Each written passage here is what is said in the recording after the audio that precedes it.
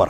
ہاں میں تو بار بار یہ سوال کرتا ہوں اور سوچتا ہوں کہ یہ جو ہمارے یہاں دعوت و تبلیغ کا کام کرتے ہیں لوگ, کوئی بھی جماعت ہو, بہت غور سے سنیں, اور وہ بھی سننے کے بعد چاہے مجھے 2 مرتبہ گالیاں دے دیں, برا بھلا کہہ دیں, کامنٹس کر دیں, لیکن میری بات پہ غور ضرور کریں, میری بہت گزارش ہے.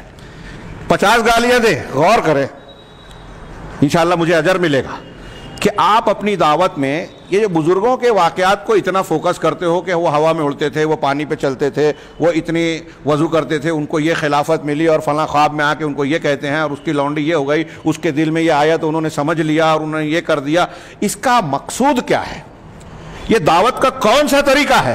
کسی نبی, کسی صحابی, کسی تابعی, کسی امام کا آپ یہ طریقہ بتائیے کہ وہ بزرگوں کے اس طرح کے واقعات سنا کے جو ہے لوگوں کو افیم کھلاتا ہو. ہم تو ایسے بزرگ کے سلسلے سے جڑے ہوئے ہیں جن کی یہ شان ہے, وہ خواب یہ دیکھتے تھے, کشف دیتا تھا, وہ فلاں کے خلیفہ اور نائب تھے. کیا فرق پڑتا ہے اس سے؟ کون سی خدمت آپ کر رہے ہیں؟ اس سے دل و دماغ میں کیا تبدیلی آتی ہے؟ بلکہ الٹا ان بزرگوں کی جو ہے عقیدت غلو میں مبتلا کر کے انسان کو شرک میں لے جاتی ہے. اللہ کے نبی جناب محمد رسول اللہ صلی اللہ علیہ وسلم سے بڑھ کر یا آپ کے آس پاس کے درجے کو کوئی پہنچ سکتا ہے؟ کوئی امتی, سوال ہی نہیں. لیکن اللہ کے رسول صلی اللہ علیہ وسلم سے جب آگے لوگوں نے کہا یا سیدنا یا خیرنا انت سیدنا انت خیرنا, اس طرح کا جملہ کہا, روایتوں میں ثابت ہے, تو حالانکہ یہ غلط نہیں تھا. اللہ کے رسول نے کہا کہ تم جو پہلے کہہ رہے تھے وہی کہو, لا یستہوینکم الشیطان, شیطان تم کو جو ہے ہوا اور خواہش پہ مبتلا نہ کر دے, بہکا نہ دے. ہاں میں لا احب ان ترفعونی فوق منزلتی التي انزلنی اللہ بہا, میں اس کو پسند ہی نہیں کرتا کہ تم مجھ کو میرے اس مقام سے اوپر لے جاؤ جو اللہ نے مجھ کو دیا ہے. نبی صلی اللہ علیہ وسلم فوراً روک رہے ہیں. کسی نے کہہ دیا ما شاء اللہ وشئتا, جو اللہ نے چاہا, جو آپ نے کہا اجعلتنی للہ ندا, کیا تو نے مجھے اللہ کے برابر بنا دیا؟ صرف یہ کہو کہ جو اللہ چاہے. ہاں یہاں ایک خواب میں آگے کہتا ہے کہ لا الہ الا اللہ اشرف علی رسول اللہ, تو خواب اب کتاب میں بیان کیا گیا ہے, تو آگے کہتا ہے کہ وہ کہا ٹھیک ہے عقیدت محبت میں ہو جاتا ہے. انا للہ و انا الیہ راجعون. اللہ کے رسول صلی اللہ علیہ وسلم نے اتنا برداشت نہیں کیا اپنے صحابی سے کہ ماشاء اللہ کے ساتھ شیتا کہے, اللہ جو چاہتا ہے اس کے ساتھ یہ کہے کہ جو آپ چاہیں, اور یہاں کسی کو رسول بنا دیا, دوسرے کو نام پہ کہا کہ محبت میں ہو جاتا ہے. یہ حفوات اور بکواس والا دین نہیں ہے کہ آپ شکر اور نشے کی حالت میں ہو بول دے اور اس کے جواز کا فتویٰ مل جائے. نشے کی حالت میں آدمی اگر واقعی ہے, شکر کی حالت ہے, تو وہ غیر مکلف ہے, لیکن اس کو صحیح نہیں کہا جائے گا کہ اس نے جو کہا صحیح ہے. اس کی بات اگر کفر ہے تو کفر ہوگی, اگرچہ اس پر لاگو نہ ہو, یہ الگ بحث ہے. اچھی طرح سمجھیں, کوئی بزرگوں کو اللہ کہہ رہا ہے. ہاں شیخ امداد اللہ مہاجر مکی رحمہ اللہ کا واقعہ بیان کر رہے ہیں اور کہہ رہے ہیں کہ ایک حاجیوں کا جہاز آیا, حاجی نے آگے کہا کہ حاجی صاحب آپ نے بچا لیا ہم کو. کہا کیسے؟ کہا وہ جہاز جو ہے بھنور میں پھنسا ہوا تھا, ہاں اچانک ہم لوگ کو لگا کہ ڈوب جائیں گے, اور اچانک جب بھنور سے باہر نکلنے لگا, جب ہم نے جھانک کر دیکھا تو دیکھا کہ آپ جو ہے بھنور سے جہاز کو پکڑ کر نکال رہے ہیں. تو حاجی صاحب نے کہا کہ ارے یہ اللہ ہے جو پتہ نہیں کس کی شکل میں جو ہے وہ کام کر دیتا ہے اور نام بندوں کا ہو جاتا ہے. یعنی حاجی صاحب یہ کہنا چاہ رہے ہیں کہ اللہ تعالیٰ ان کی شکل میں آ کر جو ہے اس نے کہا, اللہ رب العالمین کو آنے کی اور اس کی ضرورت ہے. انما امرہ اذا اراد شیئا ان یقول له کن فیکون.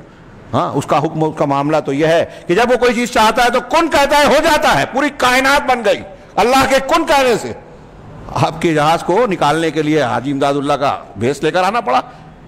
انا للہ و انا الیہ راجعون. میں یہ عرض کر رہا ہوں, یہ نقل کر رہا ہوں نا, مجھے ڈر لگ رہا ہے واللہ کہ شرکیات, حفوات, ہاں اور یہ اللہ کی شان میں گستاخیاں, یہ نقل کرنا بھی جو ہے خوف کا باعث بنتا ہے. تھوڑا سا ایمان ہمارے پاس ہے اس بنیاد پر. ہاں اللہ رب العالمین جو ہے وہ جو ہے ان چیزوں سے بری ہے. اور اس کے علاوہ اور بھی, یہ تو جیسے ایک واقعہ یہ بیان کیا گیا, اور دوسرا کہ دوسرے طریقے سے کہ وہ حجرے میں گئے, نکلے تو لنگی نچوڑ رہے ہیں. پوچھا کیا بات ہے؟ امداد المشتاق کتاب مل رہی ہے مارکیٹ میں, اس میں یہ واقعہ موجود ہے, میں نے پڑھا ہے, دیوبند وغیرہ سے چھپتی ہے. ہاں میں شیخ اشرف علی تھانوی صاحب کا حاشیہ ہے, اس پر فاروقی صاحب کا مزید حاشیہ ہے. تو امداد اللہ صاحب نے واقعہ نقل کیا, حجرے میں گئے, اندر گئے اور واپس نکلے تو لنگی نچوڑ. کہا ایسے کیسے بھیگ گئے؟ کہا وہ حاجیوں کا جہاز ڈوب رہا تھا, میں چلا گیا نکالنے. دو الگ الگ واقعات ہیں. نعوذ باللہ من ذالک. اللہ رب العالمین اس قسم کے دین سے ہمیں بچائے. یہ دھوکہ ہے اور افیم ہی ہے یہ. جہاں قرآن و حدیث کی دلیلوں کو دیکھے بغیر آدمی اس قسم کے حفوات اور بکواس کو دین سمجھے، اس کو بانٹے پھیلائے، وہ کتنی بڑی حماقت کی بات ہے کہ قرآن و حدیث صاف صاف جو تعلیمات پیش کر رہے ہیں اس کو سننے ماننے کے لیے ہم تیار نہیں ہیں۔ اللہ کے کلام کے سامنے ان چیزوں کو پیش کیا جا رہا ہے۔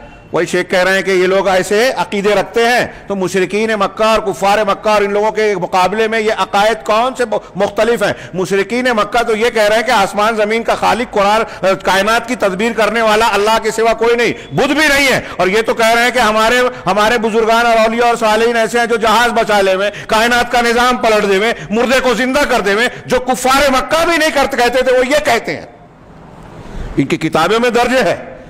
تو یہ ان سے بڑے مشرک اور کافر نہیں ہوئے کیا؟